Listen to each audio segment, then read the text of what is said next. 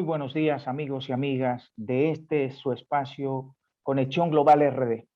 Conexión Global RD, como ustedes lo conocen, lo saben y nos acompañan todos los sábados a esta hora estamos con ustedes y tenemos importantes informaciones e importantes entrevistados que nos ayudan a comprender y a entender lo que está pasando a nivel nacional y a nivel internacional. Interpretar la realidad actual requiere de un gran esfuerzo y por eso nosotros estamos aquí en este programa junto a ustedes. Paso de inmediato con Manuel Escalante.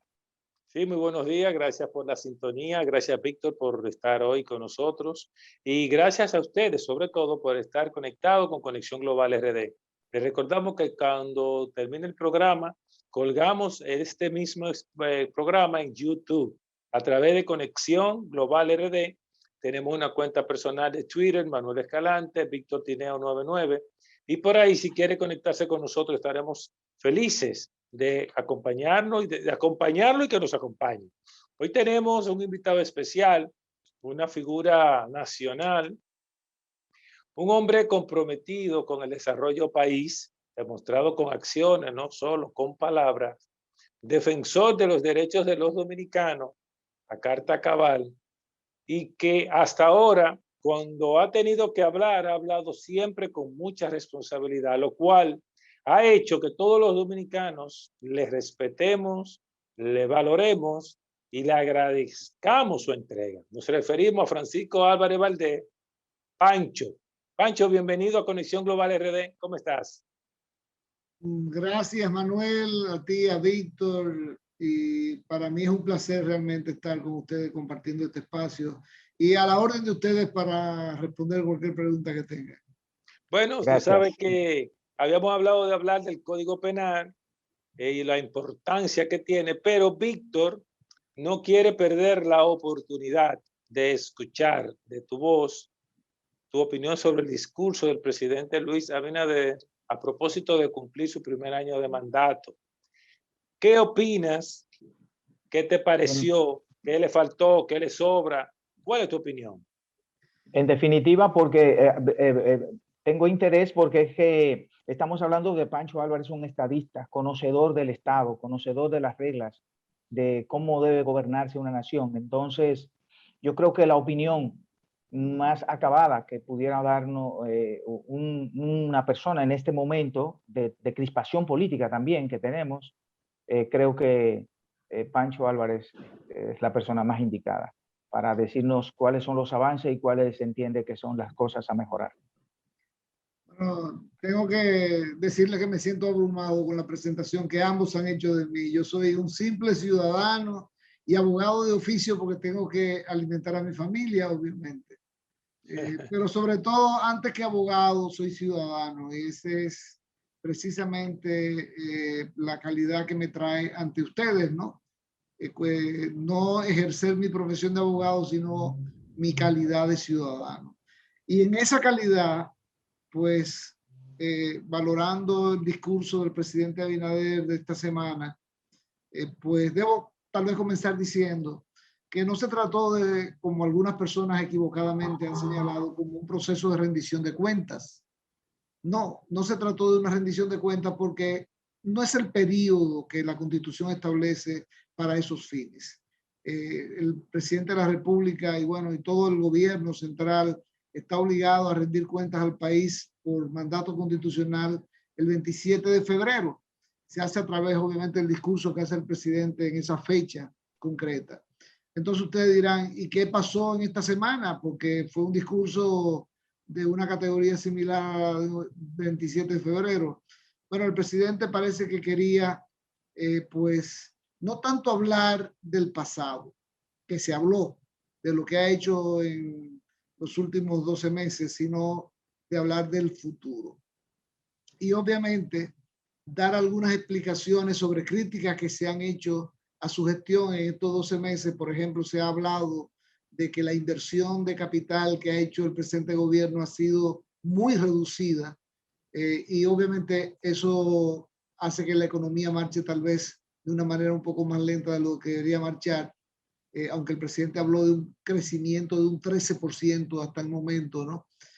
Pero el presidente dio una respuesta a esas críticas que se han hecho de la escasa inversión de capital de una manera que me pareció muy apropiada, porque señaló que para hacer inversión pública de capital, obviamente, hay que, pues, primero diseñar, identificar la obra que es necesaria, luego pasar por un proceso de diseño, hay que pasar por un proceso de licitación, hay que pasar por todo un proceso de planificación.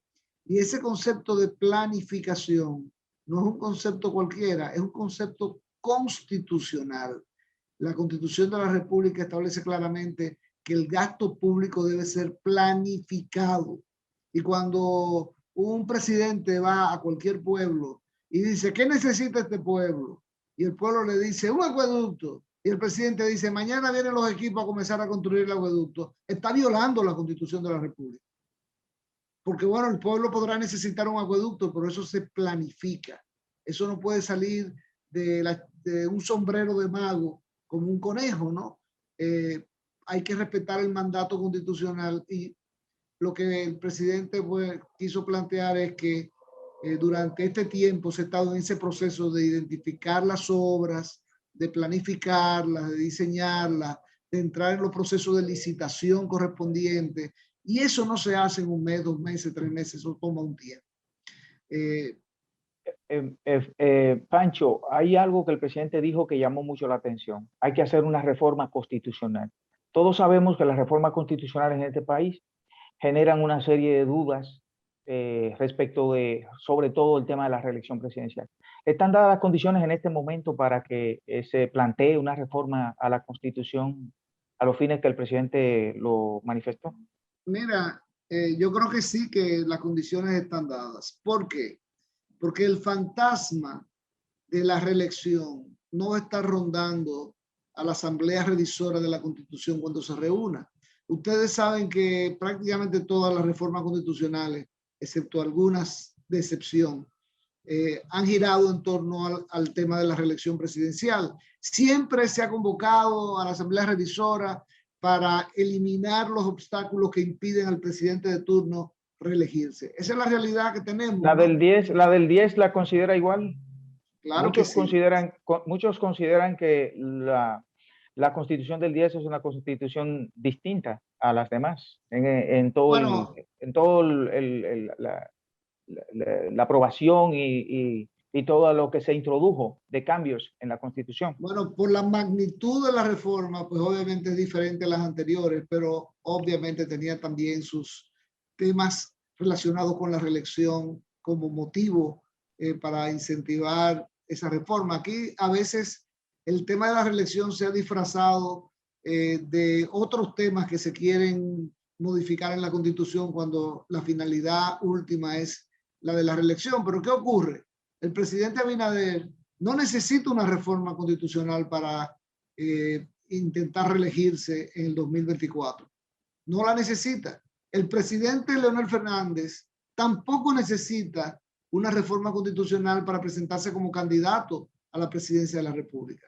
Quien la necesitaría es Danilo Medina para rehabilitarse y poder ser candidato, porque en este momento, de acuerdo con la Constitución vigente, tiene prohibido volver a ser presidente, volver a ser candidato y por lo tanto presidente de la República. Ahora, ¿qué ocurre? El PLD por sí solo no tiene la fuerza para poder mover una modificación que rehabilite al presidente Medina. Por lo tanto, yo entiendo que ese objeto oscuro del deseo, que es la reelección presidencial, no va a estar rondando la Asamblea Revisora si esta se reuniera. Ahora, pero Pancho, hay otro tema a propósito de esa observación del presidente Abinader en lo que tiene que ver con esa reforma, que debo puntualizar, si no entendí mal, es fundamentalmente, sobre todo, ¿no?, para blindar el sistema judicial. Es lo que lo puedo decir de una manera objetiva. En ningún momento se pensó en reelección, por lo que acabas de señalar, que él no necesita reforma, ni presidente Fernández, salvo Medina, y hasta Hipólito podría elegir, aspirar si quisiera, porque no está impedido. Pero lo siguiente es lo que te quiero observar. un político de alta gama señalaba la inviabilidad de esa reforma, a pesar de lo justo que es la propuesta, por el tema de que el PRM no tiene mayoría en la Cámara de Diputados y tendría que negociar con el PLD, que inmediatamente, a su juicio, lo que pediría sería, de alguna manera u otra, una negociación en los casos de corrupción que están siendo acusados. ¿Tiene eso sentido? Mira, recuérdense que ha habido en los últimos meses movimiento de diputados de un lugar para otro. Y el principal perjudicado hasta ahora ha sido precisamente el PLD. Si de buenas a primeras la Fuerza del Pueblo, el Partido Reformista, el PRD y obviamente el PRM se alían en el tema que tiene que ver con la reforma constitucional, pudiera pasar la reforma. Ahora, ¿qué ocurre? Que ya en esta misma semana Charlie Mariotti ha señalado, que es el secretario general del PLD, que ellos estarían dispuestos a apoyar una reforma constitucional. Si introducen el tema de la reelección, bueno, desde la sociedad civil yo te puedo adelantar que lo que vamos a hacer es exigir, sí, que se toque la reelección, pero para ponerle un candado, para que modificarla en el futuro sea todavía mucho más difícil, que haya una mayoría calificada, difícil de alcanzar, para que finalmente el tema de la reelección podamos dejarlo a un lado por un largo tiempo. Porque déjeme decirle algo. Sí. Déjeme decirle algo. La realidad es que no podemos estar cada vez que toquemos la Constitución bajo la amenaza de modificar el tema de la reelección. Y la mejor forma es decir, se va a quedar el sistema actual, que es 2 periodos y nunca más. Y esa disposición pudiera blindarse. Leonel Fernández quiso hacerlo en el 2015, ustedes se recordarán, cuando se sintió derrotado por Danilo internamente en el partido y se dio cuenta que tenía que cederle el espacio a Danilo para la reelección. Él quiso decir, el próximo turno me toca a mí, pero vamos a blindar la Constitución impidiendo que el presidente pueda reelegirse. El presidente era Danilo Medina, su compañero de partido. Entonces, sí, yo creo que se pudiera, dentro de esa reforma constitucional a la que se está convocando, blindar el tema de la reelección. Pero ahí mismo, porque estamos concluyendo este espacio en este primer bloque, ¿se permitiría entonces, como dice el PLD, que estaría dispuesto a aceptar que se reforme la Constitución, pero habilitando al presidente Medina? Sí, habilitando al presidente Medina o negociando impunidad, que es lo que señala. Obviamente que el tema es que la rehabilitación no es porque sea el presidente Medina, no es porque seas Danilo Medina. Desde sociedad civil, desde participación ciudadana, se ha estado siempre reclamando que debería prohibirse la reelección. La posición de participación ha sido siempre más extrema. Y aquí el tema no es oponerse a que el presidente Medina pueda volver al Palacio Nacional, sino la reelección le ha hecho demasiado daño a la institucionalidad en la República Dominicana y es hora de que le pongamos un candado. Y esta sería una oportunidad para esos fines. Y el PLD, uno más uno y nunca más. Y nunca más. Y nunca más. Y está demostrado, Pancho, está demostrado históricamente que el tercer periodo consecutivo es sumamente dañino. O sea que no hay oposición. Lo que yo quiero saber es que Pancho Álvarez no entiende que sí se puede hacer la reforma y permitir que el presidente Medina participe en el proceso electoral próximo. No, claro que no. Es que no puede haber, no se puede modificar el tema de la reelección, excepto para exigir, repito, para exigir condiciones más estrictas, una mayoría calificada para evitar que se esté modificando constantemente el tema de la reelección. Etcétera. Bueno, señores, nosotros llegamos, Pancho, por favor, Víctor, vamos a la primera pausa comercial de nuestros primeros 15 minutos con Pancho Álvarez de Participación Ciudadana, el mejor nombre, un ciudadano responsable, demostrado con hechos, sobre todo, más que palabras. Volvemos en breve con Conexión Global RD. Vamos a abordar el tema de el Código Penal con Pancho Álvarez. Volvemos en breve.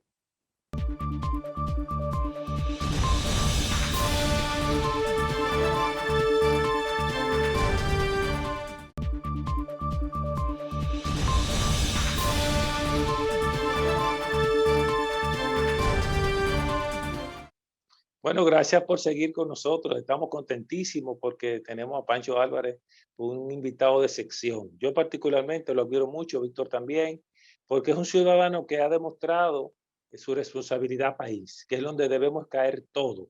Lo primero que tenemos que ser todos, sin importar la bandería política, la independencia política, como querramos ejercer nuestro derecho político, es ser dominicano, porque somos una familia y somos hermanos.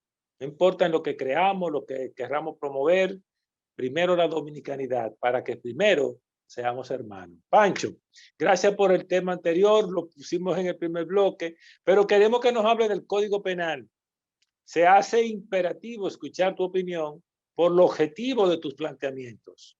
¿Por qué ha sido, primero, por qué es tan importante el Código Penal actual ante un código que tenemos, si lo podemos llamar así, de una sociedad que ya no existe, con el que están ejerciendo el derecho desde el sistema judicial? Háblanos de eso. ¿Por qué seguimos tan aferrados a lo viejo con una sociedad nueva? Mira, lo primero es decir que yo creo que nadie se opone a que se modifique el Código Penal. Vamos a decirlo de otra manera, que se actualice el Código Penal. Que se actualice. Vamos a respetar esa obra magna de Napoleón Bonaparte, que fue la codificación francesa, que incluyó no solamente el Código Penal, sino el Código Civil, el Código de Comercio, el Código de Instrucción Criminal, como se le llamaba a lo que es hoy el Código Procesal Penal, ¿no? Y la realidad es que sí, que después de 200 años, necesita una actualización, no hay ninguna duda de eso. Ahora, ¿qué ocurre?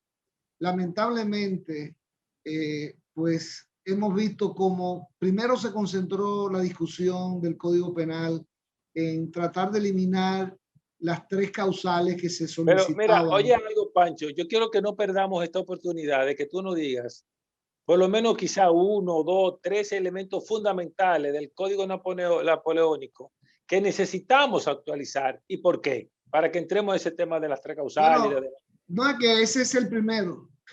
De esos puntos que necesitamos actualizar, el primero es precisamente el tema de la prohibición absoluta del aborto que contempla ese código vigente que tenemos todavía luego de 200 años. Estamos hablando de un código, repito, de 200 años, que tú podrías decir en aquella época la iglesia no solamente gobernaba desde el cielo, sino terrenalmente, e influía de manera preponderante en las decisiones de los gobernantes, sin importar, obviamente, de qué lado tú estabas, si tú eras ateo, si tú eras católico, si tú eras protestante, evangélico, en fin, eso no era relevante. Pero ¿qué ocurre? Que el mundo se fue separando de esa visión y hoy en día quedan 5 o 6 países en el mundo entero. De alrededor de 200 países quedan 5 o 6 países que prohíben la interrupción del embarazo en cualquier circunstancia y condena con penas de prisión no solamente a la mujer que aborta, sino a los médicos que la ayudan, a las enfermeras. Solamente quedan 5 o 6 países. ¿Y qué se ha pedido en República Dominicana? Se ha pedido no que se liberalice el aborto, no, para nada, en absoluto. Yo soy de lo que digo que yo soy pro vida, pero pro vida de la mujer. ¿Por qué? Porque aquí lo que se ha pedido es sencillamente que se le dé libertad a la mujer. No, Pancho, y pro vida del producto viable. Correcto. Somos pro vida de la mujer y del producto viable. Pero el tema de las excepciones, que es lo que se ha pedido, esas 3 causales son 3 excepciones. No se ha pedido modificar el principio de la prohibición del aborto. Lo que se ha pedido es que ese principio se establezcan 3 excepciones. ¿Y cuáles son? Número 1, que si la vida de la mujer está en peligro, los médicos, cuando eso se ha comprobado científicamente, puedan interrumpir el embarazo para preservar la vida de la mujer. Ahora, oigan bien, me dicen, bueno, pero es que el feto ya es vida también. Y yo pregunto, entonces, que hay un conflicto entre dos vidas. Para que mueran las dos. ¿Perdón? Porque morirían las dos, como ha pasado, como pasó con... Óyeme, como ha pasado y seguirá pasando en República Dominicana si se aprueba el código de esa manera. Pero bueno, no estamos diciendo que se obligue a la mujer a abortar cuando su vida está en peligro. Ese es un punto interesante, porque como se habla, vamos a decir, lo que están opuesto a la interrupción del embarazo por esas 3 causales, ellos hablan como si fuera una imposición. Parecería que el Código Penal contempla que sí, que si el producto es inviable, quiera o no la madre interrumpir el embarazo, está obligada. ¿Están interpretando mal? Claro, porque lo que se pretende es que la mujer tenga la decisión. Si es su vida la que está en peligro, que sea ella que decida si quiere arriesgar su vida para tratar de preservar al feto, ¿no? Pero que sea ella que tome la decisión. O sea, Pancho, que la madre, que aún con el diagnóstico científico en mano, certificado, se le sugiere la interrupción del embarazo por una de estas 3 causales y ella decida, por la razón que sea, incluyendo la religiosa, no interrumpir su embarazo, aunque le cueste la vida, mantiene su derecho de no decidirlo. Correcto. Pero oigan aunque bien, el médico quiera imponérselo. El médico no puede imponerle, es una decisión que ella toma y solamente ella. Ella obviamente asesorada por los médicos, asesorada por su familia, por sus seres queridos, toma una decisión, pero no se le impone. La segunda causal es cuando el feto sea inviable. Y oigan esto, casos, por ejemplo, de fetos anencefálicos. ¿Qué significa eso? Un feto que no tiene cerebro.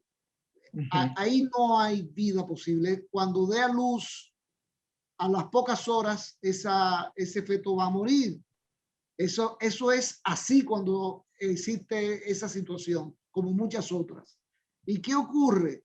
Que el código actual obliga a la madre que tiene en su vientre un feto que no tiene ninguna probabilidad de vida a completar los 9 meses de embarazo para al final abortar de todas formas.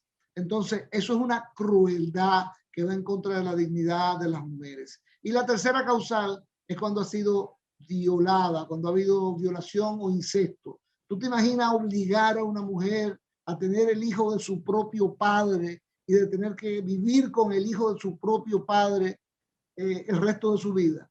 Eso, repito, vuelvo y señalo, es atentar contra la dignidad como ser humano de la mujer. Entonces, ese es el primer aspecto, el que ha causado más polémica y el que ha dividido en cierta forma la sociedad. En ese mismo sentido, Francisco, también Pancho Álvarez, hay muchos que opinan que esto en el fondo también es una lucha como de clases, porque en general es a la más pobre, porque las que tienen dinero se van a aquellos lugares donde sí pueden proceder a hacerse un aborto, donde está permitido. Entonces, la idea que plantea es que también hay un problema como de clase, como de que el pobre no tenga el derecho a tomar una decisión al fin y al cabo, que simplemente es como una cosa a la mujer.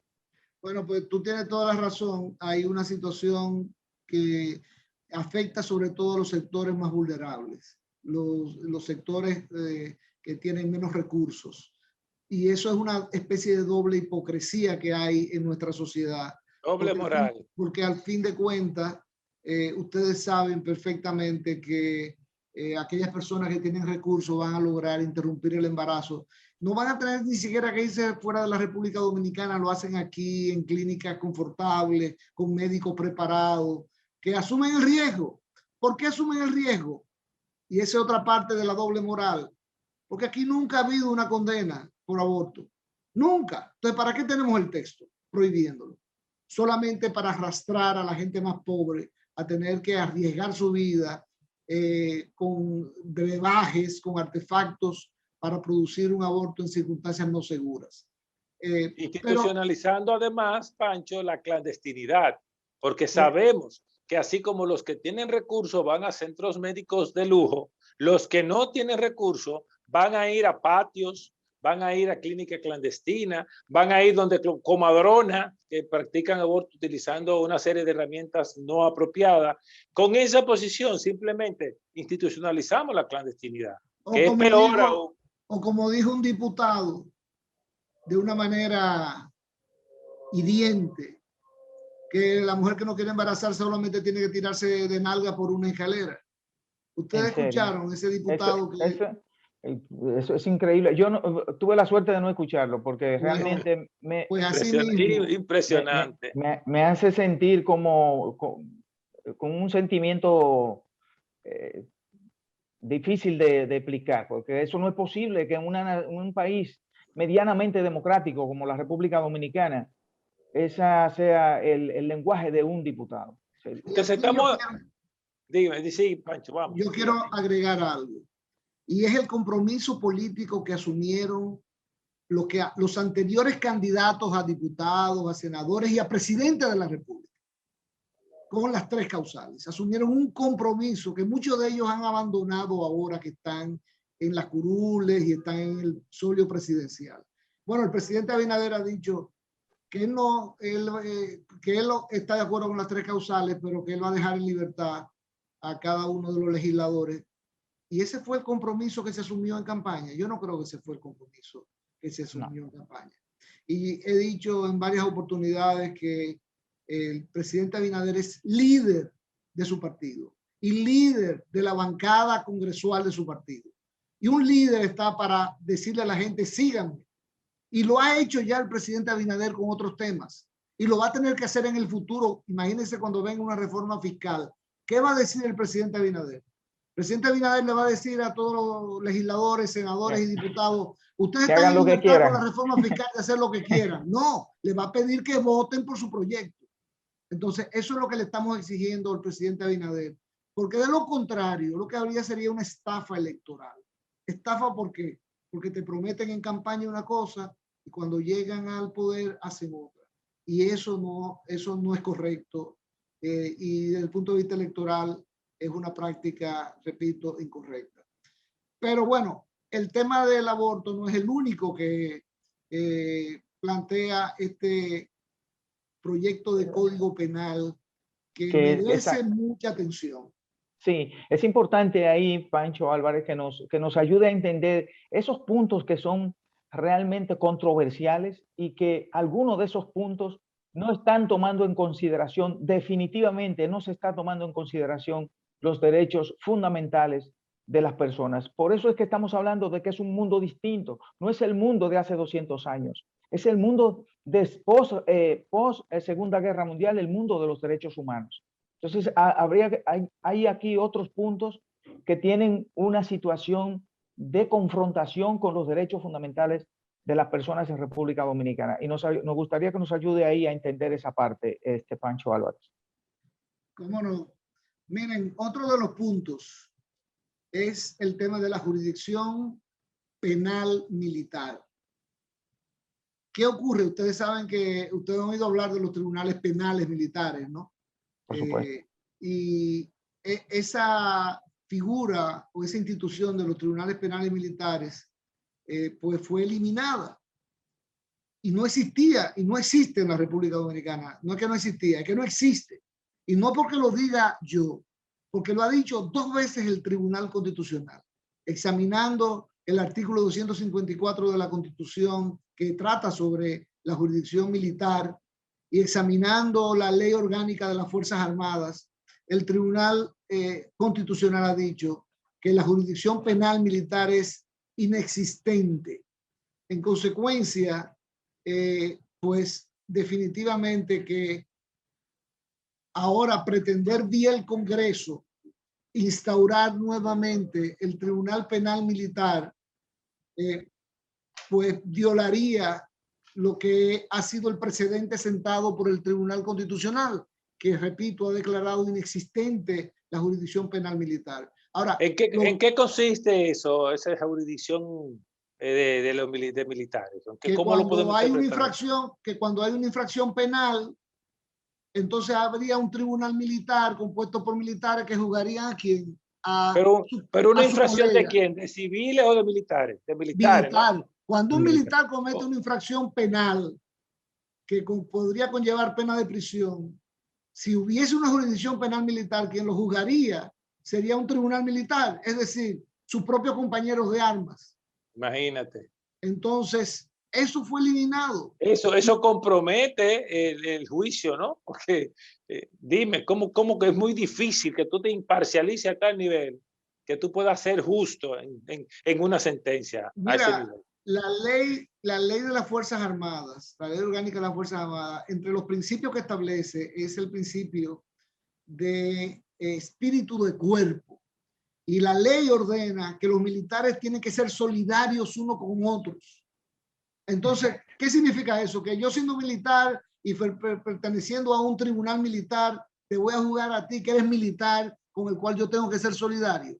Casi imposible. Pierde la imparcialidad que debe tener pues un tribunal, ¿no? Ahora, ¿qué ocurre? Lo más grave de esto es que el Tribunal Constitucional ha dicho que son inexistentes, de acuerdo con lo que establece la Constitución, esa jurisdicción penal militar. Y lo quieren introducir a través del Código Penal, violando el precedente del Tribunal Constitucional.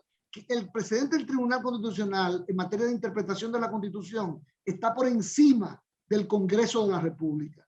Por eso la Constitución dice que los precedentes del Tribunal Constitucional se le oponen a todos los poderes públicos y privados. Y dice claramente a todos los poderes públicos, y entre los poderes públicos está el Congreso.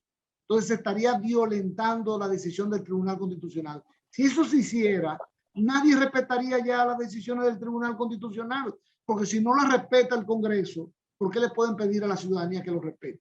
Bien, así es, vamos a cerrar el segundo bloque, Pancho, por favor, y al volver vamos a terminar con ese punto que es muy interesante y vamos a entrar en un tema dentro del Código Penal que nos diga quiénes son los que más están oponiendo a que el Código Penal se ha llevado, vamos a decir, con las 3 causales.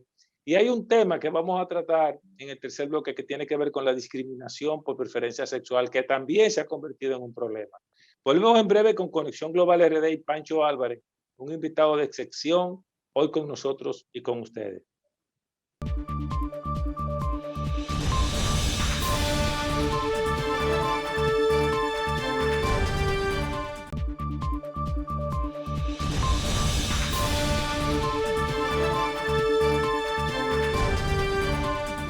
Bueno, gracias por seguir con Conexión Global RD y con Pancho Álvarez, que como ustedes saben, ha sido un ciudadano muy responsable y a quienes se le debe, modestia aparte, no le gusta que lo digamos, muchos logros sociales que hoy disfrutamos en la República Dominicana. Pancho, gracias por estarnos documentando respecto al Código Penal, pero hay un tema, además de las 3 causales, el tema de la jurisdicción penal militar, que es imposible que eso se apruebe.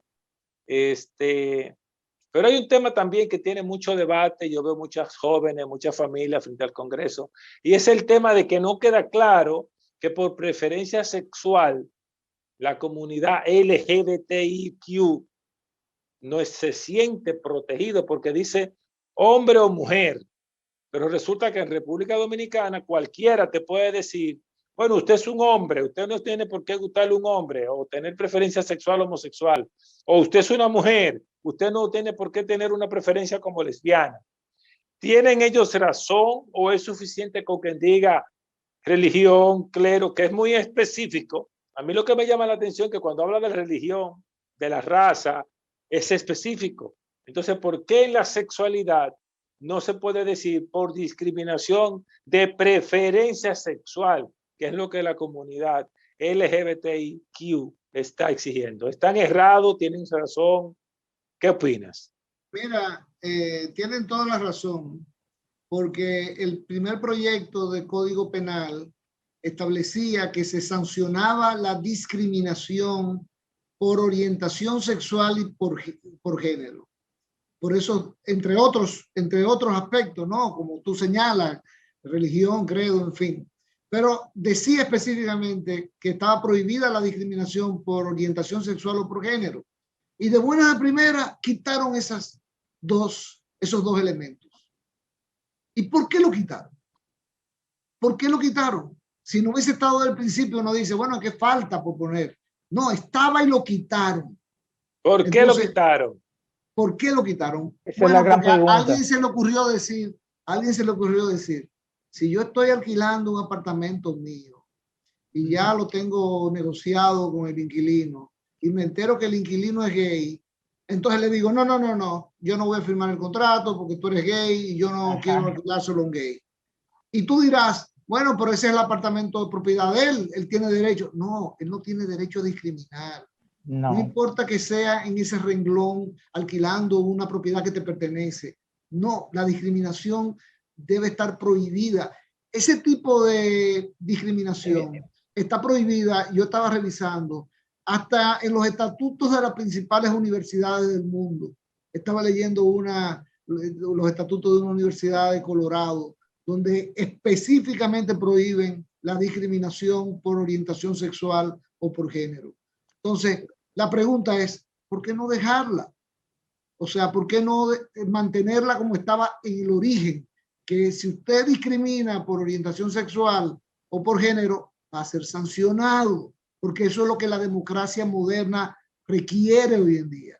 Y el ciudadano dominicano necesita ser protegido sin importar su preferencia sexual, porque entonces están criminalizándolo, cuando lo único que ha hecho es tener una preferencia sexual que podamos decir no es la común, pero no es un criminal, no roba, no mata, no hiere, no persigue. Entonces, ¿cómo yo puedo como país hablar de un turismo? ¿Cómo yo puedo como país hablar de una sociedad avanzada cuando yo estoy criminalizando a un hombre, una mujer, por una preferencia sexual, sin crimen? ¿Es un crimen esa preferencia, Pancho? Manuel, qué bueno, Manuel, que tú tocaste el tema del turismo, porque tú te imaginas que en los aeropuertos estemos discriminando por orientación sexual. Aquí viene muchísimo turismo que debe ser gay. ¿Y cuál es el problema de esa situación? No, que nos promovemos como gay friendly, literalmente. Sí, o sea, pero es que bueno, pero esa es la tendencia a nivel mundial. Se trata de seres humanos iguales que nosotros. No son diferentes a nosotros. Son seres humanos igualitos a nosotros. Que ahí es que yo quiero también preguntarte, y creo que ahí entra también una doble moral. Si decimos que todos somos iguales, en definitiva, y que la Constitución de la República, uno de sus principios fundamentales es el de la igualdad, desde, bueno, todo el sistema de derechos humanos, la base de los derechos humanos es justicia, igualdad y libertad. ¿Qué pasa entonces en este caso? Entonces, ¿hay iguales y no hay iguales a nosotros? ¿No tiene dignidad humana una persona porque tenga una preferencia determinada? O sea, aquí hay una doble moral también, se pudiera decir. ¿O es que hay algunos que son menos iguales que otros, como dirían por ahí? Eso es lo que ocurre en este país, donde la discriminación es un deporte, porque vamos a estar claros, hay un tema cultural aquí que hay que cambiar. Y está el tema religioso que influye lamentablemente de manera negativa. Yo respeto a los creyentes, yo creo que la base de la democracia es el respeto a la diversidad. Y por eso yo respeto a los que creen y son católicos y son evangélicos, aunque yo no lo sea, pero los respeto. O sea, pues entonces, ¿por qué no pueden respetar a los que no son iguales a ellos en ese sentido? O sea, pero bueno, de todas maneras aquí lo importante es que, y yo sé que estamos terminando, que así como hemos hablado ya de 3 temas en el Código Penal, por ejemplo, otro de los temas que quieren eliminar un tipo penal que data de la época napoleónica y que es buenísimo, que es coalición de funcionarios públicos. Hay un texto en el Código Penal vigente que dice que cuando 2 o más funcionarios públicos se coaligan para violar la ley, aunque no se hayan robado un centavo, basta con que se hayan puesto de acuerdo en violar una ley, aunque no hayan recibido ninguna ventaja, son sancionados penalmente. Ese texto fue borrado del Código Penal. Ese texto tiene 200 años, pero tiene una actualidad del día de hoy, porque obviamente cuando usted va a violar la ley de la función pública, muchas veces no lo hace solo, sino que busca compañía. Es como hablar de la asociación de malhechores, pero en el sector público, ¿no? Y ese texto se lo quieren llevar. los dos artículos del Código Penal 419 y 420 que tienen que ver con los derechos de los consumidores a que los precios no les sean alterados con prácticas incorrectas, también lo desaparecieron del Código Penal. Por eso lo estoy diciendo. Una reforma contra reforma. Entonces ahora que se va a comenzar a conocer, ya en esta semana, Ramón Rogelio Henao depositó en el Senado el proyecto de Código Penal. Por suerte en la Cámara de Diputados, un grupo de diputados liberales ha depositado también un proyecto de ley que tiene las 3 causales y tiene corregido la mayoría de estos aspectos. Y ahora vamos a ver cómo se desarrolla el tema en el Congreso. Pero tiene que desarrollarse con cuidado, con detenimiento. El Código Penal es una de las leyes más importantes en la República Dominicana, porque es la que determina cuáles prácticas no pueden realizarse, y si se realizan implica una sanción penal que lleva inclusive a la pena privativa de libertad y a la multa. Diríamos que es el sistema, diríamos que como el sistema de organización de como sociedad, como comunidad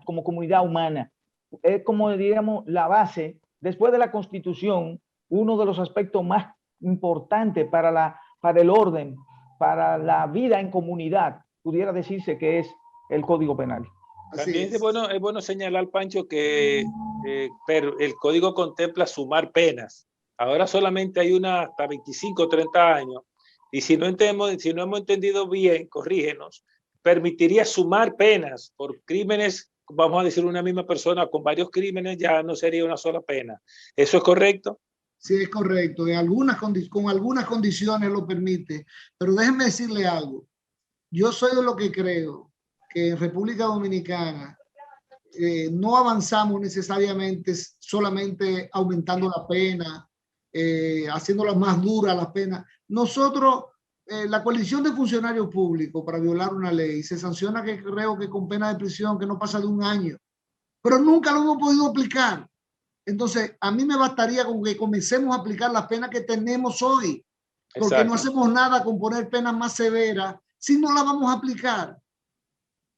Es correcto. Entonces, ¿cuál sería la ventaja para cerrar de tener ese código aprobado con las 3 causales, proteger la comunidad LGBTIQ y el tema de los militares? ¿Cuál es la ventaja de aprobar ese código ya definitivo, que tenemos unos 20 años luchando con él, para que tengamos un código que realmente se ajuste a la nueva sociedad? Bueno, y ahí terminamos. Porque va también a incluir otros temas, otros tipos penales como el feminicidio, exacto, toca el tema de la violencia intrafamiliar, el tema de la corrupción, que por cierto, en el tema de la corrupción se pretendía establecer una pena muy leve para la corrupción como tipo general, pues ahí es necesario ajustarlo, porque ese tema de la corrupción pública es en el Código Penal que tenemos que tocarlo. O sea que son muchos los aspectos. Y ese es el talón de Aquiles de la República Dominicana, la corrupción. Sí. Todos los males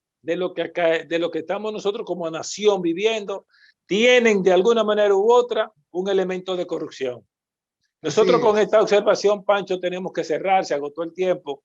Te pedimos por favor que chequee la agenda, porque queremos que vuelva. Esta es tu casa, este es tu espacio. Gracias a ustedes, Víctor, Manuel, un placer. Bueno, gracias por estar con Conexión Global RD. El próximo sábado volvemos con un programa de esta naturaleza, pensando en usted. Hasta el sábado.